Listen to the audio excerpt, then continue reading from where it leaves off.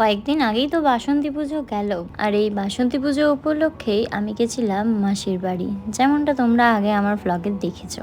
অন্য বছর ষষ্ঠীর দিন থেকে যাই বলে সপ্তমীর দিন সকালবেলায় দোলা আনার থেকে সমস্ত কিছুই তোমাদের সাথে শেয়ার করা হয়। আর এবছর গেছিলাম সপ্তমীর দিন সকালবেলায়, তবে আমি যখন গেছিলাম তখন দোলা আনা হয়ে গেছিল।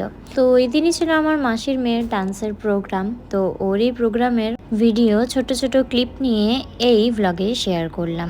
আর প্রত্যেকজনাই খুব সুন্দরভাবে পারফরমেন্স করেছে।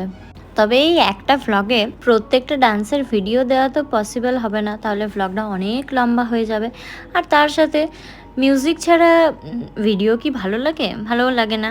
আর মিউজিক দিলে ওই যে কপিরাইটের ঝামেলা, তো সমস্ত কিছু মিলিয়ে ঝুলিয়ে সবারকার একটু একটু করে ভিডিও করেছি, তো সেগুলো অ্যাটাচ করলাম।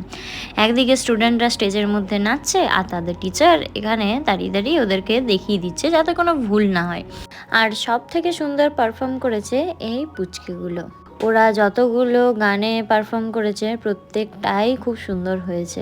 তো এই কচি কাচাদের প্রোগ্রাম দেখেই সপ্তমীটা কাটলো। আর তার পরের দিন ছিল অষ্টমী। তো অষ্টমীর সকালে পুজো দেখতে গেছিলাম মন্দিরে, আর দুপুরবেলায় গেছিলাম মহাষ্টমীর বলি দেখতে।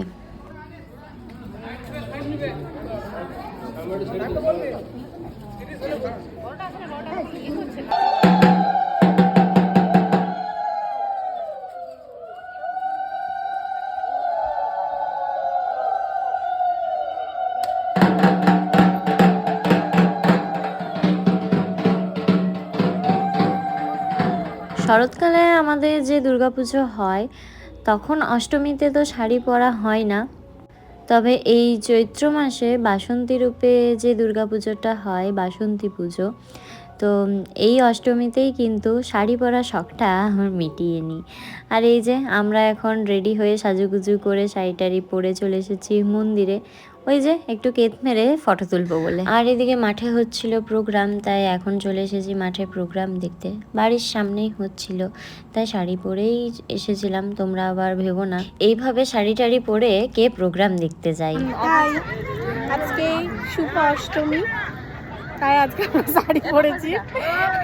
আমাদের প্রোগ্রাম চলছে এখানে। কালকে আমার প্রোগ্রামের ব্লগটা তোমরা আশা করি দেখেছো। বল, ওটা বল। মানে আমার প্রোগ্রাম নয়, তোর প্রোগ্রাম। হ্যাঁ, মানে কালকে আমার প্রোগ্রামের ব্লগ আই থিঙ্ক তোমরা দেখেছো বা দেখবে।